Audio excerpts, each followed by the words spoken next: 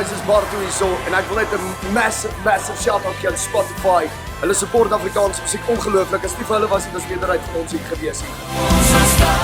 Ek is Corlia hier by Afrikaans is groot en ek wil 'n oomblik vat om vir Spotify dankie te sê. Ons as kunstenaars is so afhanklik van stroomdienste en Spotify is altyd daar vir 'n nuwe release en altyd gereed om ietsie te doen vir ons. Ons is so dankbaar. Hey Spotify, is Bobby hier so. Ek wil sê dankie vir alles.